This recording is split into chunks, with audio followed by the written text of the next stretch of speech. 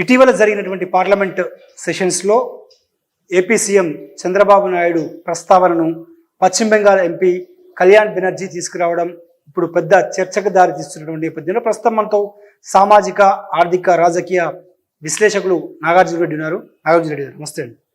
నమస్తే. పార్లమెంట్లో తృణమూల్ కాంగ్రెస్ ఎంపీ పశ్చిమ బెంగాల్ చెందిన ఎంపీ చంద్రబాబుపై తీవ్ర ఆరోపణలు చేశాడు. పార్లమెంట్ వేదికగా ఈడీ సిబిఐ కేసులు ఉన్నటువంటి చంద్రబాబును మీ ఎన్డీఏలో చేర్చుకున్నారు అంటుంది. ఎట్లా అవ్వచ్చు? చూసేదే ఉంది. ఆయన తెలిసింది, చూసింది, జరిగింది కూలంకుషంగా ప్రిపేర్ అయ్యొచ్చి పార్లమెంట్లో లేచి మాట్లాడేట. ఈ 18th parliament subject to correction. ఈ పార్లమెంటుకి సంబంధించిన ఉభయ సభలని ఉద్దేశించి ప్రెసిడెంట్ భారతదేశానికి ప్రెసిడెంట్గా ఉన్నటువంటి ద్రౌపది ముర్ము గారు చేసిన ప్రసంగానికి ధన్యవాదాలు చెప్పేటువంటి కార్యక్రమం అన్నమాట. నార్మల్గా ప్రొసీజర్ అది జరుగుతుంది.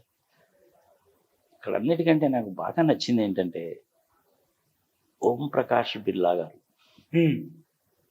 బిర్లా గారు చాలా నిలుపుగా, నిదానంగా, కూల్గా, కామ్గా, ప్రశాంతంగా అందరికీ కూడాను చక్కటి అవకాశం ఇవ్వడం.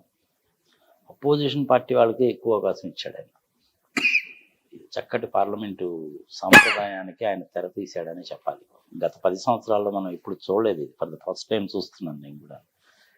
ఈ పార్లమెంట్ సమావేశాలని నేను కూడా కేర్ఫుల్గానే చూశాను. నేను మోడీ గారు ఏం మాట్లాడారు, అమిత్ షా గారు ఏం మాట్లాడారు, ప్రత్యేకించి ప్రజలకు కూడా ఒక విషయం తెలియాలయ్యా.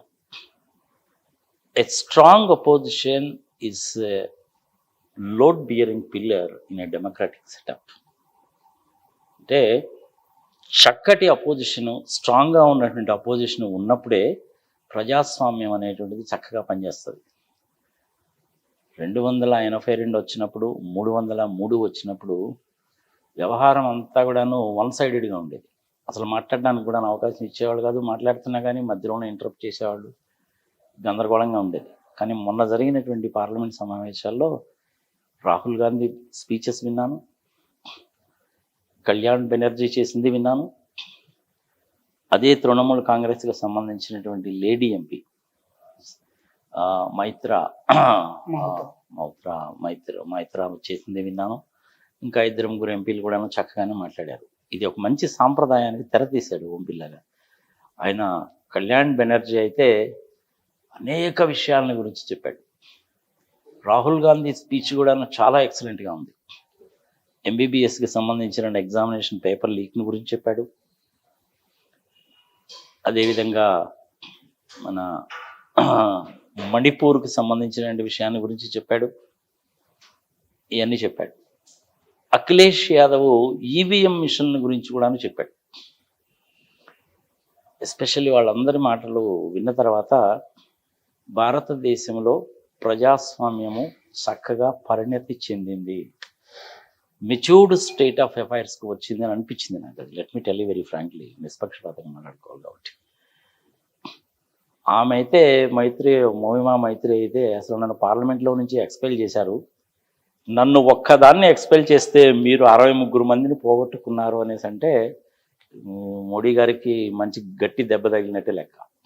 అంటే 1:63 అయిపోయింది అనమాట. అది 240 కదా వాళ్ళకి వచ్చింది. ఇప్పుడు ఇదంతా ఏమైపోయిందంటే నెంబర్ గేమ్ అయిపోయింది. చంద్రబాబు నాయుడికి సంబంధించిన ప్రస్తావన కూడా తీసుకొచ్చాడు కదా. చంద్రబాబు నాయుడు మీ పార్టీలోకి వచ్చి జారంగానే వాషింగ్ మిషన్లో ఉతికేసిన బట్టలాగా క్లీన్ వైట్ షర్ట్ లాగా అయిపోయాడా? ఆయన మీద సిబిఐ వాళ్ళు కానీ ఇంకొకరు కానీ ఎందుకు కేసులు పెట్టలేదు సంగతి సమాచారం అడిగాడు. చాలామందికి తెలియని విషయం, తెలిసిన విషయం అయ్యుండొచ్చు. చంద్రబాబు నాయుడు గారి మీద కేసులు అనేటువంటిది ఈ మధ్య ఏదో మనం 17A అని ఔటర్ రింగ్ రోడ్ అని అది అని అనుకుంటున్నాం. కానీ 30-35 సంవత్సరాల కిందనే ఏలేరు స్కామ్ అనేటువంటి కేసు ఇంకా ఇప్పటికి కూడా ఫైనలైజ్ కాల. తెలంగాణలో ఓటుకు నోటు వ్యవహారం అనేది నీకు నాకు తెలిసిందే. అడ్డంగా దొరికిపోయినట్టే వారం. అమిత్ షా గారు కనుక తలుచుకొని ఉంటే చంద్రబాబు నాయుడు గారిని ఆ రోజు జైల్లో వేసేవాడు. అడ్డంగా దొరికిపోయిన వారం కదా అది. 23 వైఎస్ఆర్సీపీ ఎంపీ వాళ్ళని తీసుకున్నప్పుడు కోడెల శివప్రసాద్ గారు ఏ సంగతి డిసైడ్ చేయలేదు. కారణం ఏంటంటే చట్టంలోనే ఉంది అది. ఆయన ఎప్పుడైనా నిర్ణయం తీసుకోవచ్చు. 90 రోజులు 60 రోజులు 120 రోజులు అని లేదు. చూడండి, ప్రజలు కూడా తెలుసుకోవాలి.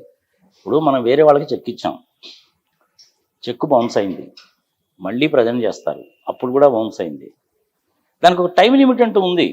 3 months కంటే ఎక్కువ చెక్ వ్యాలిడిటీ లేదు కదా. అంతకుముందు 6 months ఉండేది, 3 months వ్యాలిడిటీ. మరి స్పీకర్ గారు 23 ఎమ్మెల్యేలను తీసుకున్నప్పుడు వాళ్ళు రిజిగ్నేషన్లు యాక్సెప్ట్ చేస్తున్నానని కానీ చేయడం లేదని కానీ ఇన్ని రోజుల లోపల చెప్పాలని చట్టంలో ఉండాలిగా, కానీ చట్టంలో లేదు. మరి అది చట్టంలో లూప్ హోలేగా. Indian laws are thick walls with big manholes అని ఎందుకంటారంటే ఇగో ఇదే కారణం. మళ్ళీ చెప్తున్నా, Indian laws are thick walls with big manholes. మనుషులు దూరి వెళ్ళిపోవచ్చు అనమాట అవతలకి. మన వాళ్ళందరూ కూడా ఎంతసేపటికి ఏంటంటే చట్టం ఉంది, ఈ చట్టానికి అనుగుణంగా పోదాము అనేటువంటి ఆలోచన కంటే ఈ చట్టాల్లో నుంచి మనం తప్పించుకోవడం ఎట్లా అని ఆలోచించడం ఎక్కువైపోయింది. ఇదే బిగ్గెస్ట్ డ్రాబ్యాక్ అనమాట. ఇది కోర్టులో కూడా కేసులు ఎందుకు నెలల తరబడి సంవత్సరాల తరబడి పరిష్కారం కావంటే, let me tell you very frankly, number of judges లేరు. ఇది పెద్ద డ్రాబ్యాక్ అనమాట. మీరు విదేశాల్లో కనుక అయితే కోర్టులో కేసు కనుక ఉంది అంటే ఫ్యామిలీ డిస్ప్యూట్స్కి సంబంధించినవి, అంటే ఇది విడాకుల కేసులు లాంటివి అయితే 180 రోజుల లోపల అయిపోవాలి. కానీ మన ఇండియాలో ఆ పద్ధతి లేదు. నెంబర్ ఆఫ్ జడ్జెస్ని పెంచకుండా, వాళ్ళకి సదుపాయాలు కల్పించకుండా కోర్టులో ఉన్నటువంటి కేసులు పరిష్కారం కావాలి అంటే కావు. అంటే కళ్యాణ్ బెనర్జీ మాట్లాడుతూ ఇంకొక మాట కూడా అన్నాడు. అంటే ఎన్నికల ఫలితాలు వచ్చిన రోజు స్టాక్ మార్కెట్ అంతా డీలా పడిపోయింది, ఇన్వెస్టర్లు నష్టపోయారు, కానీ హెరిటేజ్కి చెందిన సంస్థ లాభాల్లో ఉంది అనే కామెంట్ కూడా చేశాడు. మరి అది ఎట్ట కుదురుతుంది? కామన్గా కనుక ఆలోచిస్తే జరగకూడదు కదా. 31 లక్షలు కోట్ల రూపాయలు అనేటువంటిది దేశంలో ఉన్న ప్రజలందరూ నష్టపోతే వీళ్ళకి 590, 531 ఎట్లా వస్తాయి? అంతకుముందు ఏం చేశారంటే వీళ్ళు, నాకు తెలిసి సబ్జెక్ట్ టు కరెక్షన్, హెరిటేజ్ వాళ్ళు రైట్ ఇష్యూ ఇచ్చారు. ఓకే, రైట్ ఇష్యూ అంటే ఏంటంటే ఉన్నటువంటి షేర్ హోల్డర్కి ఇంకొంచెం షేర్లు ఇవ్వడం అనమాట. దాన్ని రైట్ ఇష్యూ అంటారు కంపెనీస్ యాక్ట్ ప్రకారం.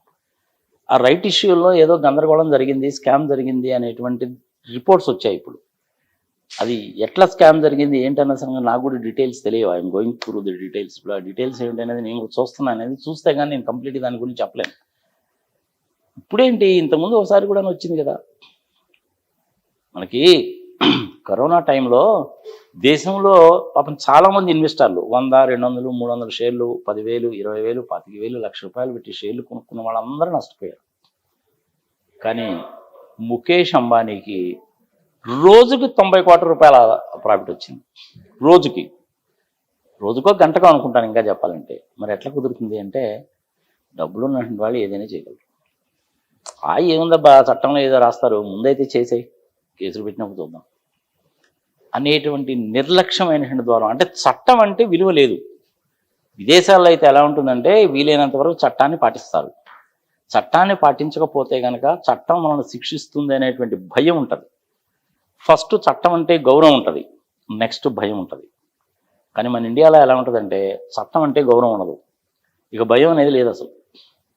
మరి వాళ్ళకి మనకు అంత తేడా ఉందిగా. పొద్దు సమానం అమెరికా వాళ్ళ గురించి చెప్పుకుంటాం మనం, సౌదీ అరేబియా వాళ్ళ గురించి చెప్పుకుంటాం. వాళ్ళు అట్లా చేస్తారట, ఇట్లా చేస్తారంట, తప్పుడు పని కనుక చేస్తే తల తీసేస్తారంట, కాలు తీసేస్తారంట అని. కానీ మన ఇండియాలో కూడా అది ఇంప్లిమెంట్ చేయలేమా అనేసి అంటే చేయొచ్చు. ప్రధానంగా చేయాల్సింది ఏంటంటే చట్టము అంటే మనకి గౌరవం ఉండాలి. అది మన ప్రజలందరూ కూడాను పాటించాలి. దాని తర్వాత చట్టాన్ని జాగ్రత్తగా పాటించాలి అనేటువంటి కామన్ సెన్స్ ఉండాలన్నమాట. ముందు చేసేబ్బా తర్వాత చూసుకుందాం అంటే ఇలాగే ఉంటుంది.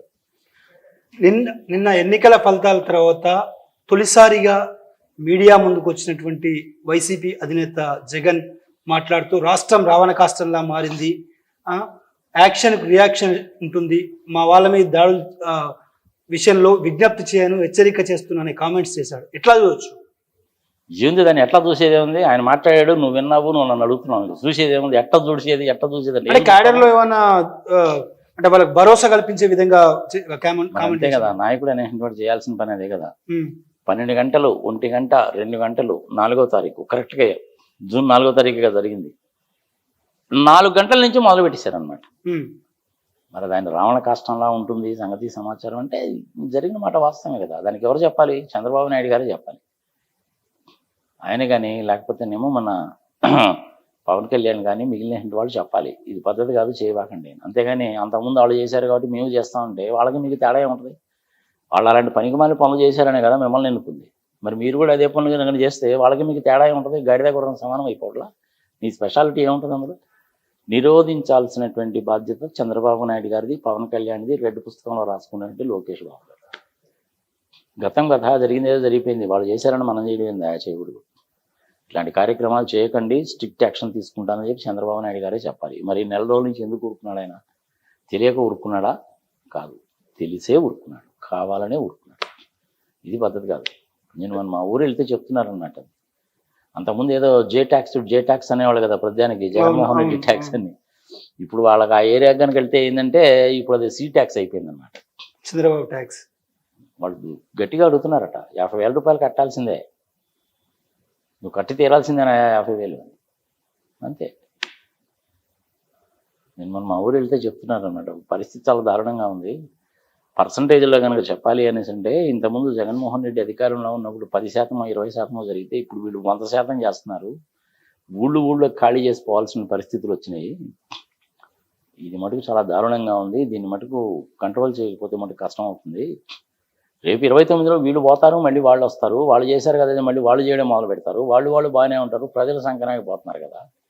ఈ పద్ధతి ఏం బాగలేదు. దీన్ని కంట్రోల్ చేయాల్సిందేను. చంద్రబాబు నాయుడు గారు, రెడ్ బుక్ లోకేష్ గారు బయటకు వచ్చి మటుకు గట్టిగా చెప్పకపోతే మటుకు ఇది చాలా దారుణమైన పరిస్థితులకు దారితీస్తుంది, కొట్లాటలకు దారితీస్తుంది. విలేజెస్ అన్నీ కూడా నాశనం అయిపోతాయి, ఊళ్ళో వదిలిపెట్టిపోతాయి. ఈ పద్ధతి కాదు అని నాకు కూడా చాలామంది చెప్పిన మాట వాస్తవం. పిన్నెల్లి రామకృష్ణారెడ్డి గారు ఎమ్మెల్యే అభ్యర్థి కాబట్టి ఏ కాన్స్టిట్యున్సీకైనా సరే వెళ్ళొచ్చు. ఆయన కాన్స్టిట్యున్సీలో ఏ పోలింగ్ బూత్కైనా వెళ్ళొచ్చు, చూడొచ్చు, పర్యవేక్షించవచ్చు. అక్కడ ఏమన్నా కనుక గొడవలు ఇట్లాంటివి కనుక ఉన్నట్లయితే రిపోర్ట్ చేయొచ్చు, పోలీస్ స్టేషన్లో కంప్లైంట్ చేయొచ్చు, ఎక్స్ట్రా పోలీస్ బలగాలు కావాలని అడగచ్చు. ఇవన్నీ చేయొచ్చు, ఏం తప్పు కాదు. అక్కడ రిగ్గింగ్ జరుగుతుంది అని తెలిసిన తర్వాత ఆయన అక్కడికి వెళ్ళాడు. మధ్యాహ్నం ఎప్పుడో 3 గంటలకో ఏమో వెళ్ళాడు. కానీ 12 గంటలకల్లా 2 నిమిషాల నిడివిలో ఉన్న వీడియో వచ్చేసింది కదా బయటికి. మరి అది ఎట్టొచ్చింది? అది ఎలక్షన్ కమిషన్ వాళ్ళు రిలీజ్ చేస్తారా? చేయరు. మరి లోకేష్ బాబు ఎట్ట చేశాడు? అది తప్పే కదా.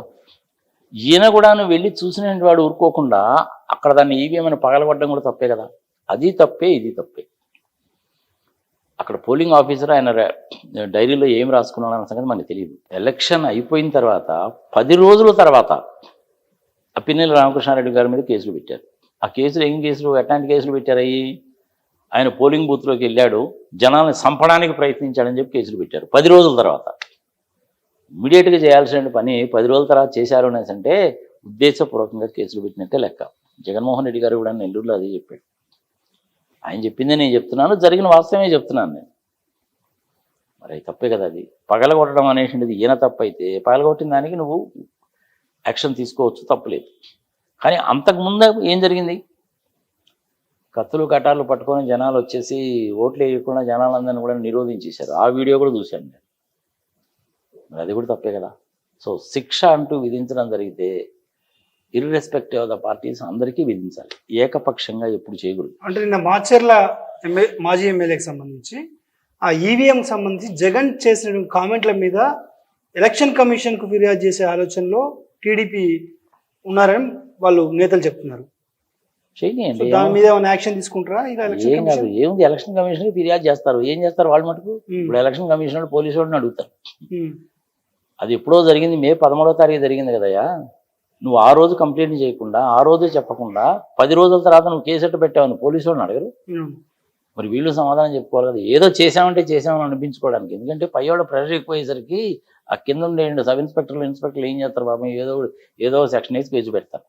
అందులో మర్డర్ కేసు సంబంధించిన సెక్షన్ కూడా పెట్టారు. తప్పు కదా అది. పగలగొట్టడం అనేది ఈయన చేసిన తప్పు అయితే వాళ్ళు 10 రోజుల తర్వాత కేసు పెట్టడం అనేది వాళ్ళు చేసిన తప్పు కదా. మరి అదే జగన్మోహన్ రెడ్డి గారు చెప్పారు. అన్నీ కూడా చూసిన తర్వాతే మన నెల్లూరులో ఉన్నప్పుడు ప్రెస్ మీట్లో పెట్టారు. సరే, ఆయన ఏదో హెలికాప్టర్లో వచ్చాడు, అంత ఖర్చు అయింది, ఇంత ఖర్చు అయింది అనేసి అంటూ ఉంటారు. ఆయన హెలికాప్టర్లో వస్తాడా, రైల్లో వస్తాడా, బస్సులో వస్తాడా, నీకెందుకు? ఆ పార్టీ ఫండ్లో నుంచే తీస్తారు, హెలికాప్టర్ అరేంజ్ చేస్తారు, డబ్బులు పెడతారు. చంద్రబాబు నాయుడు బాగోట్లేదు అయింది, పవన్ కళ్యాణ్ బాగోలేదు అయింది. ఇవన్నీ కూడా పనికి మన సిల్లీ కామెంట్స్, అంతకంటే ఏం లేదు. పార్లమెంటే ఎలా జరిగింది? చక్కగా జరిగింది. డెమోక్రసీ అనేటువంటిది ఇండియాలో చక్కగా పరిణత చెందింది, మెచ్యూర్డ్ డెమోక్రసీ లాగా ఉంది అన్నది నా అభిప్రాయం.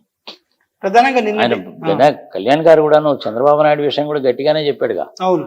ఇంకొక విషయం ఏంటంటే ఈవెన్ రాహుల్ గాంధీ స్పీచ్ కూడా చాలా ఎక్సలెంట్గా ఉంది. మధ్యలో మోడీ గారు ఏదో 1-2 సార్లు అన్నాడు, అదేదో హిందువులు వాళ్ళు వైలెన్స్ను ప్రోత్సహిస్తారు అది ఇదని చెప్పి ఏదో అన్నారు, కానీ అవన్నీ తీసేవాళ్ళు, సీరియస్గా పట్టించుకోవాల్సిన పని లేదు. ఈవెన్ ఆమె కూడా చాలా చక్కగానే మాట్లాడింది. మన తెలుగు ఎంపీ కూడా ఒక ఆయన చక్కగానే మాట్లాడాడు, ఆయన పేరేందో నాకు గుర్తు రావట్లేదు. సడన్గా పార్లమెంట్ మటుకు బాగానే జరిగింది. ధన్యవాదాలు చెప్పేటువంటి సెషన్ అన్నమాట. ఇప్పుడు నిన్న రెడ్ బుక్ విషయంలో లోకేష్ రెడ్ బుక్ దగ్గర నుంచి సర్పంచ్ల వరకు కూడా రెడ్ బుక్ టీడీపీ నేతలు యూజ్ చేస్తున్నారు అని కూడా ఆయన కామెంట్ చేశారు. కక్ష సాధింపు చర్యలు ఉండవు అని చెప్పి గతంలో పవన్ కళ్యాణ్ లాంటి వాళ్ళు మాట్లాడారు. కానీ పిన్నెల రామకృష్ణ రెడ్డి చూసినా, అప్పిరెడ్డిని చూసినా, ద్వారంపూడి చంద్రశేఖర్ రెడ్డిని చూసినా, మాజీ ఎమ్మెల్యే సుధాకర్ని చూసినా, అంటే ఇట్లా వరుసగా రోజుకు 2-3 వైసీపీ నేతలపై కేసులు పెడుతున్నాడు. మొట్టమొదటిలో ఆ వేడిలో ఉన్న ఉత్సాహంలో ఏంటంటే మొట్టమొదటి చేస్తారు, కానీ గ్రాడ్యువల్గా వచ్చే కొద్దీ తగ్గిపోతాయి. ఎందుకంటే for every reaction there is reaction కదా. ఒకసారి 2 సార్లు 3 సార్లు చూస్తారు, 1 రోజు 2 రోజులు 3 రోజులు 1 నెల రోజులు చూస్తారు, ఆ తర్వాత యువతల వాళ్ళు ఊరుకుంటారా? ఇల్లు కూడా తిరగబడతారు కదా. అసలు ఆ పరిస్థితి ఎందుకు తెచ్చుకోవాలి? చంద్రబాబు నాయుడే బయటకు వచ్చి ఇలాంటి పనులు చేయకండి అని ఒక మాట చెప్తే పోద్దిగా. అంత పెద్ద మనిషి 40 years ఇండస్ట్రీ అని అదే పని సెలవు డబ్బా కొట్టుకుంటాడు. ఆయన చెప్పకపోతే ఎట్లా? చెప్పాల్సిన ఆయనన్నా చెప్పాలి, పవన్ కళ్యాణ్ అన్నా చెప్పాలి. పవన్ కళ్యాణ్ అయితే ఎలక్షన్స్ ముందు చాలా దారుణంగా మాట్లాడిన సందర్భాలు మనం చూసాం కదా. 3rd class లాంగ్వేజ్ అయితే మనం విన్నాం కదా. భూమిలో పాతేస్తానని గట్టిగానే మాట్లాడావు కదా. మరి ఇప్పుడు టీడీపీ కార్యకర్తలు ఆ విధంగా చేస్తూ ఉంటే వాళ్ళిద్దరే చెప్పాలి, ఈ విధంగా చేయబాకంటే మంచి పద్ధతి కాదు ఇది. ఇవాళ మనం అధికారంలో ఉన్నాం, మనం చేస్తే రేపు వాళ్ళ అధికారంలోకి వస్తే మన పరిస్థితి ఏంది, ఇది ఎంతకాలం అని సాగిస్తాము, ఇది మంచి పద్ధతి కాదని చెప్పాలి. వాళ్ళిద్దరు ఆ స్టేట్మెంట్ ఇవ్వలేదుగా. ఎందుకు ఇవ్వలేదు అనేటువంటిది ప్రజల విజ్ఞతగా వదిలేద్దాం. అందుకని ఇంగ్లీష్లో ఒక సామెత చెప్తారు, అందుకే నేను every dog has its own day అంటారు. ప్రతి ఒక్కళ్ళకు కూడా ఒక రోజు అంటూ ఉంటుంది. అది ఇవాళ అధికారంలో ఉన్నాను కదా అని చెప్పి నువ్వు చేస్తే ప్రజలు తిరగబడరా? అక్కడ దాకా ఎందుకు? ద్రౌపది ముర్ము గారే స్వయంగా ఆమె చెప్పారు జగన్మోహన్ రెడ్డి ఓడిపోవడం ఏంది. మనకే ఆశ్చర్యంగానే ఉంటుంది, కేతిరెడ్డి ఓడిపోవడం ఏందని. బుగ్గన రాజేంద్రనాథ్ రెడ్డి పాప డోన్లో అన్ని మంచి పనులు చేస్తే ఆయన కూడా ఓడిపోయాడు. విచిత్రం ఏంటంటే కొలికపూడి శ్రీనివాస్ నాకు మంచి మిత్రుడు, ఈ ఆఫీస్ కూడా వస్తూ ఉంటాడు సంగతి సమాచారం. ఏమయ్యా శ్రీనివాస్, ఏంటి నీ పరిస్థితి ఏంటి? సంగతి సంవత్సరం మొత్తానికి ఏదో ఏరి కోరి మొత్తానికి సీట్ ఏదో సాధించావు ఏమిటి అంటే, ఏమనన్నా చూడాలి ఏమవుతుందో ఏందో సంగతి సమాచారం. అంటే గెలుస్తానని చెప్పలేదు, ఓడిపోతున్నానని క్యాండిడేట్ ఎనీహో చెప్పడం, కానీ గెలుస్తానని కూడా గట్టిగా చెప్పడం. అలాంటిది 23,000 ఓట్ల మెజార్టీతో గెలిచాడు అంటే అర్థం ఏంటి?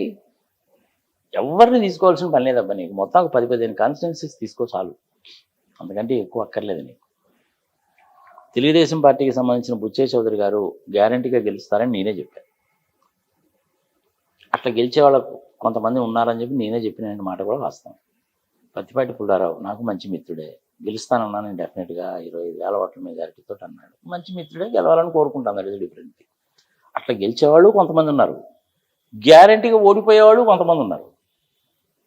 కానీ డోన్లో బుగ్గన రాజేంద్రనాథ్ రెడ్డి ఓడిపోతాడని చెప్పి నేను కళ్ళ గుడిపించలా. అసలు కేతిరెడ్డి ఓడిపోవడం ఏంది? ఆయన ప్రజల్లోకి వెళ్ళినంతగా నాకు తెలిసి ఏ ఎమ్మెల్యే వెళ్ళి ఉండడు ఇన్ని సంవత్సరాల నుంచి కూడా. కానీ ఆయన ఎట్టు ఓడిపోతాడు? ఎక్కడో ఏదో జరిగింది. ఆ ఏదో జరిగింది ఏంది అన్నటువంటి దాన్ని గురించి కూడాను మొన్న పార్లమెంట్లో అఖిలేష్ యాదవ్ చెప్పాడు. ఈవీఎంలు మేనేజ్ చేశారని చెప్పి డైరెక్ట్నో ఇండైరెక్ట్నో ఆయనే చెప్పాడు. మరి ఇంకా అలాంటప్పుడు ఏంటంటే భారత రాష్ట్రపతి ఒక నిర్ణయం తీసుకోవాలి. ప్రజల్లో ఇన్ని సందేహాలు అనుమానాలు ఉన్నాయి కాబట్టి ఈ స్టేట్లో ఈ కాన్స్టిట్యున్సీస్, ఈ స్టేట్లో ఈ కాన్స్టిట్యున్సీస్, ఈ రాష్ట్రంలో ఈ ఎంపీ కాన్స్టిట్యున్సీస్లో బ్యాలెట్ పేపర్ల రూపంలో ఎలక్షన్లు పెట్టండి, వ్యవహారం తేలిపోతుందని ఆమె చెప్పాలి.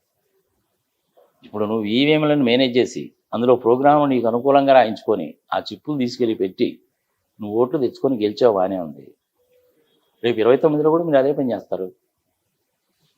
చిత్రం ఏంటో చూడు, 543 స్థానాలు కదా, 400 వచ్చేస్తాయి, 400 వచ్చేస్తాయి, 400 వచ్చేస్తాయి అని అదే పనిగా బీజేపీ కూటమి వాళ్ళు చెప్పారు కదా. ఫేజ్ 1, 2, 3 మొత్తం 285 సీట్లు. ఎప్పుడైతే ఈ 285 సీట్లలో ఓటింగ్ జరిగిన తర్వాత, వ్యవహారం తేలిన తర్వాత మనము గెలవము, కష్టమవుతుంది, చాలా సీట్లు కోల్పోతున్నాం సంగతి తెలిసిందో, 4, 5, 6, 7 ఫేజుల్లో మేనేజ్ చేయడం మొదలుపెట్టారు. మేనేజ్ అంటే ఏం లేదబ్బా, ఈవీఎంలో ఉండేది చెప్పేగా, దాని గురించి ఇంతకుముందు డీటెయిల్గా అవును. 3 వీడియోలు కూడా చేశాంగా, మళ్ళీ జనాలుగా చెప్పడం ఎందుకు? చంద్రబాబు 2 రోజుల పాటు ఢిల్లీ టూర్ అఖిలేష్ యాదవే పార్లమెంట్లో చెప్పాడు అది. కళ్యాణ్ బెనర్జీ కూడా ఇంచుమించుగా అదే చెప్పాడు. మా టీఎంసీకి సంబంధించిన ఇంకొక ఆమె అయితే నన్ను పార్లమెంట్లో నుంచి లాస్ట్ టైము నేనేదో డబ్బులు తీసుకొని క్వశ్చన్ అడిగానని చెప్పి నన్ను పార్లమెంట్లో నుంచి ఎక్స్పెల్ చేశారు, కానీ నేను మళ్ళీ ఇప్పుడు గెలిచి పార్లమెంట్లోకి వచ్చాను, నన్ను ఒక్కదాన్ని ఎక్స్పెల్ చేసి మీరు సంకలం గుర్తుకున్నారు, మీరు 63 పోగొట్టుకున్నారన్నారు. కరెక్టే కదా మరి. 303, 240 కదా, 63 మంది పోలా. ఇప్పుడు పాపం వాళ్ళ పరిస్థితి కూడా ఎట్టుందంటే పాపం బీజేపీ వాళ్ళ పరిస్థితి, నితీష్ కుమార్ ఎప్పుడు ఉంటాడు ఎప్పుడు పోతాడు అనేది అనుమానం. చంద్రబాబు నాయుడు కూడాను జంపు జిల్లానే మనకు తెలిసిందే. మోడీని అమ్మనాబూతులు తిట్టాడుగా 2018లో బయటకు వచ్చి, మళ్ళీ వెళ్ళి మోడీ కాళ్ళు గడ్డాలు పరుచుకుని మళ్ళీ జాయిన్ అయ్యాడుగా. 2014లో అలాగే చేశావు, 18లో బయటకు వచ్చావు, 19లో ఇండిపెండెంట్గా పోటీ చేశావు, మళ్ళీ 24లో వెళ్ళి మోడీ గారితో కలిశావు. ఆయన తిడతావు, ఆయనతోనే కలుస్తావు. ఇదే కదా ఆయన కళ్యాణ్ బెనర్జీ కూడా చెప్పింది, ఇది నేను చెప్తున్న మాటేం కాదుగా. మళ్ళీ వెళ్ళి కలిశావు, గెలవమన్న సంగతి ముందే తెలిసింది, మోడీతోటి కలిశావు, మేనేజ్ చేశావు. 10-15 కాన్స్టిట్యున్సీస్లో, సెలెక్టివ్ కాన్స్టిట్యున్సీస్లో బ్యాలెట్ పేపర్ పెట్టండి, వ్యవహారం ఏందో తెలిపోతుంది. ఇది కూడా అక్కర్లేదబ్బా. ఆంధ్రప్రదేశ్లో ఇచ్చిన ఈవీఎంస్లో ఈచ్ అండ్ ఎవరీ కాన్స్టిట్యున్సీకి సంబంధించిన సోర్స్ కోడ్ ఏదో ఇవ్వు, అరగంటలో చెప్తాను నేను ప్రోగ్రామ్ ఏం రాశారని. సోర్స్ కోడ్ తెలిస్తే చాలు, ప్రోగ్రామ్ ఎట్లా తెలిసిపోద్ది, ఈజీ. సో జరిగిపోయిన గతం కాబట్టి ఇప్పుడు తాజాగా 2 రోజుల పర్యటనకు ఢిల్లీకి చంద్రబాబు వెళ్ళారు. మోడీని, అమిత్ షాను, దాదాపు 7-8 కేంద్ర మంత్రులు కలిశారు. ఎక్కడా కూడా ప్రత్యేక హోదా కానీ, విశాఖ స్టీల్ ప్లాంట్ ప్రైవేటీకరణ అడ్డుకోవడం కానీ ఇవి మాత్రం ఎక్కడ లేనట్టు కనిపిస్తున్నాడా? ఎప్పుడైతే పార్లమెంటు సమావేశాల్లో అఖిలేష్ యాదవ్ కూడాను ఈవీఎంలను మేనేజ్ చేశారు అని చెప్పాడో, మోహితా కూడాను చెప్పిందో, కళ్యాణ్ బెనర్జీ గారు అన్నారో, రాహుల్ గాంధీ గారు సుదీర్ఘమైన ప్రసంగం చేయడానికి ఓం బిర్లా గారు అవకాశం ఇవ్వడం అనేటువంటిది గ్రేటెస్ట్ థింగ్. అది అందరికీ ఇచ్చాడు పాపం ఆయన అవకాశం. వీటన్నిటిలో డైరెక్ట్గా ఇండైరెక్ట్గా అదే చెప్పారు. స్టేబుల్గా ఉండదు, ఏం జరుగుతుందో మనం చెప్పలేము, 6 నెలలు వేచి చూస్తే వ్యవహారాలన్నీ బయటకు వస్తాయి. ఈవీఎంలను మేనేజ్ చేశారా లేదా అనేటువంటి దానికి అఖిలేష్ యాదవ్ చెప్పాడు కాబట్టి జగన్మోహన్ రెడ్డి కూడా అనుమానం ఉంది, కానీ చెప్పలేదు. డిఎంకే వాళ్ళు, టీఎంసీ వాళ్ళు, ఆమ్ ఆద్మీ పార్టీ వాళ్ళు, అఖిలేష్ యాదవ్ వీళ్ళందరూ కూడాను ఒక తాటి మీదకు వచ్చి ఈవీఎంల మ్యానిపులేషన్ మీద మాకు చాలా అనుమానాలు ఉన్నాయి, మీరు మళ్ళీ బ్యాలెట్ పేపర్ల ద్వారా ఎలక్షన్స్ పెట్టండి అని గట్టిగా అడిగితే భారత రాష్ట్రపతి గారు గ్యారంటీగా ఒప్పుకుంటారు నాకు తెలిసినంతవరకు.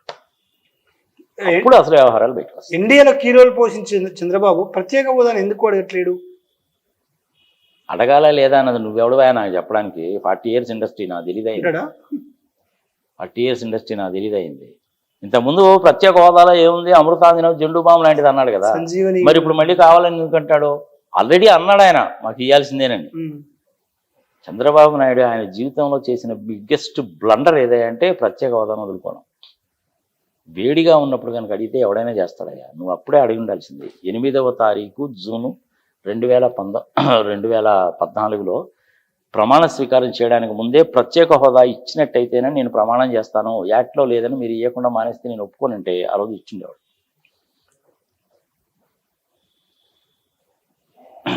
ఏం చేయలేదు ఆ పని. ఒక రకంగా చెప్పాలంటే ఆంధ్రప్రదేశ్కి ద్రోహం చేసినట్టు. మరి జగన్మోహన్ రెడ్డి ఎందుకు అడగలేదు?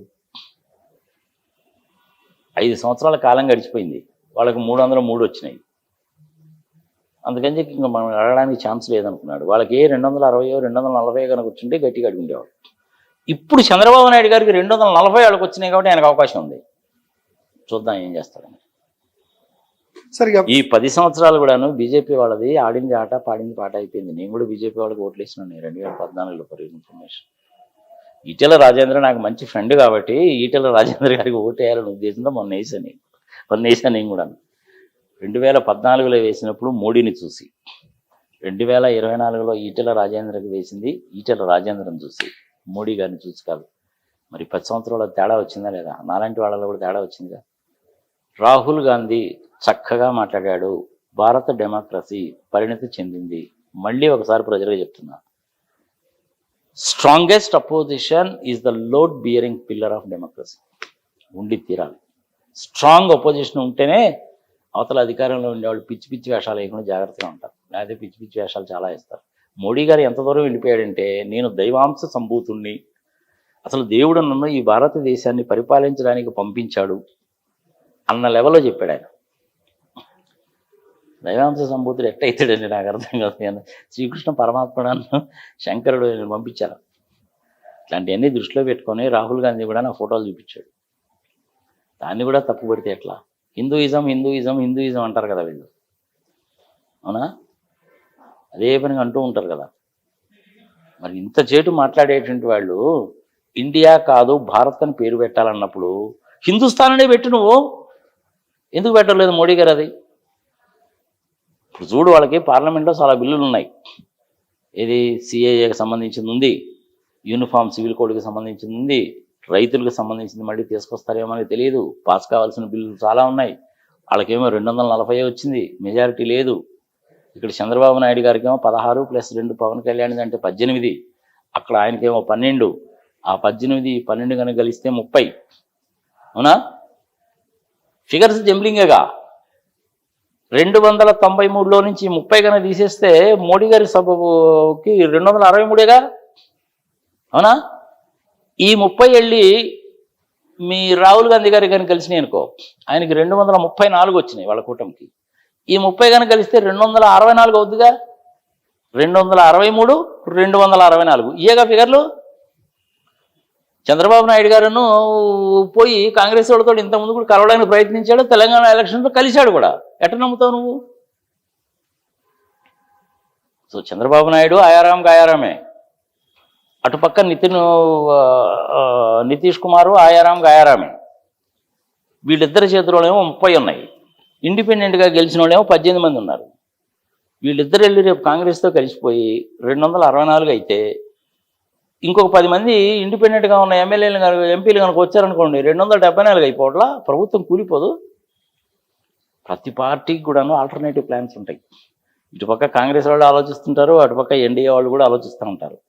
ఈ వ్యవహారాలన్నీ కనుక తేలాలంటే ఒక్క 3-4 నెలలు కనుక ఓపిక కనుక పడితే తెలిపోద్ది వ్యవహారం. రేవంత్ రెడ్డి చంద్రబాబు భేటీని ఎట్లా చూస్తారు? ఎందుకంటే ఇక్కడ ప్రతిపక్షాలు గురు శిష్యుల భేటీగా అభివర్ణిస్తున్నాయి. ఈ రేవంత్ రెడ్డి భేటీతో తెలంగాణ రాజకీయాలు వెలువెట్టేందుకు చంద్రబాబు ప్రయత్నిస్తున్న వార్తలు కూడా ఉంది. ఆయన ఏం లేదు కాలేదు, ఎప్పుడు జెండా బీగేశారు కదా. లీడర్లు ఎవరున్నారు? లీడర్స్ ఎవరు లేరు. లోయర్ లెవెల్ ఏమైనా కార్యకర్తలు ఉంటే ఉంటారేమో కానీ లీడర్స్ ఎవరున్నారు? లేరు. చంద్రబాబు నాయుడు హయాంలోనే కదా నోటుకు ఓటు కేసు వ్యవహారం వచ్చింది. ఈయనే కదా 50 లక్షల రూపాయలు తీసుకెళ్ళి అడ్డంగా దొరికిపోయాడు. మరి ఇప్పుడు ఆయనేమో ముఖ్యమంత్రి అయిపోయాడు. ఇక్కడ చంద్రబాబు నాయుడు ఏమో ఆడ ముఖ్యమంత్రి అయిపోయాడు. తీసుకెళ్ళి ఇచ్చినండి రేవంత్ రెడ్డి ఏమో ఏడో ముఖ్యమంత్రి అయిపోయాడు. మరి ఆ గురు శిష్యుల సంబంధం అయితే ఉంటుంది కదా. సో అది బ్యాక్గ్రౌండ్లో జరుగుతుంది. ప్రజలకి కనపడేటువంటిది, పత్రికల్లో వచ్చేటువంటిది, టీవీల్లో వచ్చేటువంటిది ఏంటంటే కృష్ణా గోదావరి జలాల సంబంధించినటువంటిది, జలాల పంపిణీ, నదీ జలాల పంపిణీ వ్యవహారాలు, ఏపీఎస్ఆర్టీసీకి సంబంధించిన బస్సుల వ్యవహారాలు, ఆస్తుల పంపకాలు. ఆస్తులు ఏం కాస్తున్నాయా? చాలా ఉన్నాయి కదా. నాకు తెలిసినంత వరకు ఒక చిన్న క్యాల్కులేషన్ కనుక చేస్తే ఇంచుమించుగా తెలంగాణ గవర్నమెంట్ వాళ్ళు ఆస్తుల విలువలు, అందులో ఉన్న పెట్టుబడులు, APSFC, Andhra Pradesh streets development corporation, APSRTC ఇట్లాంటి వాటికి సంబంధించిన చూస్తే ఇంచుమించుగా 1,00,000 కోట్ల రూపాయలు తెలంగాణ గవర్నమెంట్ వాళ్ళు ఆంధ్రప్రదేశ్కి ఇవ్వాల్సి వస్తుంది. దాని గురించి మాట్లాడుకోవడానికి ఏమైనా వస్తున్నాడేమో. అదే ప్రధాన ఎజెండా కింద మనకు కనపడుతుంది. అదంతా ఒక 1 అవర్ మాట్లాడుకుంటారు, భోంచేస్తారు. సరే ఆయన వస్తాడు, ఈయన రిసీవ్ చేసుకుంటాడు, కారు డోరు తీస్తాడు, శాలువా కప్పుతారు, ఫ్లవర్ బొకే ఇస్తారు, ఫోటోలు వస్తాయి. ఇవన్నీ బాగానే ఉండి ఇవన్నీ మామూలే తీసేయి. 1 గంటన్నర ఈ ఆస్తిపాస్తులకు సంబంధించిన కనుక మాట్లాడుకోవాలనే పని ఇది కనుకైతే చీఫ్ ఇంజనీర్స్ ఉంటారు, మినిస్టర్స్ ఉంటారు, సెక్రటరీస్ ఉంటారు. ఇదంతా ఒక సెట్టు. తర్వాత ఇంకొక 1.5 అవర్ ఏం జరుగుతుందిరా బాబు అంటే మిగిలిన వ్యవహారాలు జరుగుతాయి. ఏందా రేవంత్ రెడ్డి మరి నోటుకు కోటు వ్యవహారం ఏంటి మరి సంగతి సంవత్సరాలు అంటే, మరి నేనేమో కాంగ్రెస్లో ఉన్నాను, మీరేమో మోడీ గారితో కలిసి ఉన్నారు, మరి మోడీ గారితో ఏదో కొంచెం సర్దుబాటు చేయండి. అది మీకు ఇబ్బందే నాకు ఇబ్బందే కదా అనేది ఒక విషయం. ఆల్టుగెదర్ తెలంగాణలో జెండా బీకేసాం కదా మేము, మరి కార్యకర్తలు అయితే ఉన్నారు, మళ్ళీ లీడరు ఉంది, ఇక్కడ బిల్డింగ్ అది ఇది సంగతి సమాచారం అంటే సరేదే మీరు కానివ్వండి, నీ చేతన ఏదో నేను చేస్తాను అంటే ఏదో జరుగుతాయి కొన్ని. ఆ బ్యాక్గ్రౌండ్లో జరిగే 3 గంటలు మాట్లాడుకుంటారు, పత్రికల కన్నా టీవీలకు కనపడేసి 1.5 hour ఉంటుంది. ఇది నార్మల్గా జరిగేది. మోస్ట్ ప్రాబబ్లీ అడుగుతారులేండి. నదీ జల ఇప్పుడు 811 టీఎంసీలు వాటర్ కృష్ణ, అది 2 రాష్ట్రాలకి 58-42 రేషియోలో పంచారు. అక్కడ తగాదా. అలాగే విధంగానే గోదావరికి సంబంధించింది. గోదావరిలో ఏమవుతుందంటే గోదావరి వాటర్కి సంబంధించినంత వరకు ఏమీ డిస్ప్యూట్స్ అంటూ ఏమి లేవు. బట్ కాళేశ్వరం అయితే కుంగిపోయింది, అది తెలంగాణకు సంబంధించింది, చంద్రబాబు నాయుడికి సంబంధం లేదు. పులిచింతలకు సంబంధించిన దాంట్లో నాకు తెలిసి ఒక 110 కోట్లు ఏమో తెలంగాణ గవర్నమెంట్కి ఇవ్వాలి. 45 టీఎంసీలు స్టోర్ చేసుకోవచ్చు. ఎప్పుడు కూడా ఇంతవరకు స్టోర్ చేయలే. కారణం ఏంటి? భూభాగం మునిగిపోద్ది తెలంగాణ ప్రాంతంలో. దాన్ని తెలంగాణ గవర్నమెంట్ వాళ్ళు అబ్జెక్షన్ పెట్టారు. దానికి 110 కోట్లు 120 కోట్లు ఆంధ్రప్రదేశ్ గవర్నమెంట్ తెలంగాణ గవర్నమెంట్కి ఇవ్వాలి. ఆ భూసేకరణ దానికి రీహాబిటేషన్ కోసం అది ఇచ్చారా లేదా అన్న సంగతి నాకు ఎక్కడ తెలియదు. ఆ ఇన్ఫర్మేషన్ గురించి అడిగితే నాకు ఎవరు కూడా కరెక్ట్గా ఇన్ఫర్మేషన్ చెప్పలేదు. మరి దాని గురించి ఏమైనా చెప్తానేమో, దాని గురించి కూడా నాకు తెలియదు. అంటే చిన్న చిన్న వివాదాలు ఉంటాయి. కానీ ఇక మీద ఏంటంటే ఏదో నీళ్లు తక్కువ అయిపోయినాయి కదా అని చెప్పి శ్రీశైలం డ్యాంలో వెనక మోటార్లు వేసి తోడేయడం ఇట్లాంటివి మటుకు జరగదు. ఏపీఎస్ఆర్టీసీ వాళ్ళకు కూడాను ఇంచుమించుగా 1,00,000 కోట్ల రూపాయల ఆస్తులు ఉన్నాయి. అందులో హైదరాబాద్లోనే ఎక్కువ ఉన్నాయి. మరి దాన్ని కూడాను 58-42 రేషియోలో పంచుకోవాలిగా. గట్టిగా కన్నా మాడితే తెలంగాణ ఆర్టీసీ కార్పొరేషన్ వాళ్ళు కొన్ని బస్సులు ఏపీఎస్ఆర్టీసీ వాళ్ళకి ఇవ్వాల్సి వస్తుంది. సరే, ఈ పాత బస్సులు కావచ్చు, కొత్త బస్సులు కావచ్చు, ఏదైనా సరే ఇలాంటి విషయాల గురించి మాట్లాడుకోవడానికి వస్తారు. సరే, ఇంక ఓటుకు నోటుకు వ్యవహారం అయితే మనకు తెలిసిందే. గవర్నర్ గారు చేసిన దిక్కుమాలి పని అనేది. ఏం జరిగిందో తెలిసిన ప్రజలకు కూడా సింపుల్గా అర్థం కావాలంటే, ఏమండి కేసీఆర్ గారు ఇద్దరు ముఖ్యమంత్రులు అయ్యారు, ఇది కొత్త అయింది కొత్త, 2 రాష్ట్రాలు ఏర్పడ్డాయి. ఆయన ఓటుకు నోటుకు కేసు వ్యవహారంలో దొరికిపోయాడు. నిన్నేమసలు నాకు ఏసీబీ ఉంది, నీకు ఏసీబీ ఉంది, నిన్ను దేవుడు కూడా రక్షించలేదు ఆయన అంటున్నాడు. ఏంటి మీరేమంటారు? ఏమండి కేసీఆర్ గారు ఏంటి మీ ఉద్దేశం? నాకేమి లేదండి, ఆయన హైదరాబాద్లో ఉండకూడదు, వెళ్ళిపోవాలి. రైట్. ఏమండి చంద్రబాబు నాయుడు గారు మీ సంగతి ఏంటండి? ఒకరోజు కాదు ఒకరోజు నేను వెళ్ళిపోవాల్సిందే కదా సార్, నేను వెళ్ళిపోతానండి, రేపు వెళ్ళిన తట్టా పుట్ట వేసుకుపోతా. అయిపోయింది. దాంతో ఏమైంది? వీళ్ళిద్దరు బాగానే ఉన్నారు. ఆంధ్రప్రదేశ్లో తెలంగాణలో ప్రజలు పిచ్చోళ్ళు అయ్యారు. చేసింది ఎవరు మధ్యలో? గవర్నర్ గారు చేసిన పని. మరి ఇప్పుడు ఆయన ఎక్కడున్నాడో ఎవడికి తెలియదు. ఇంట్లో కూర్చొని ఏమన్నా పుస్తకాలు రాసుకుంటున్నాడో మనకు తెలియదు. ఆ క్షయంలోనే గవర్నర్ గారు కనుక గట్టిగా కనుకుంటే వ్యవహారం తెలిపేది.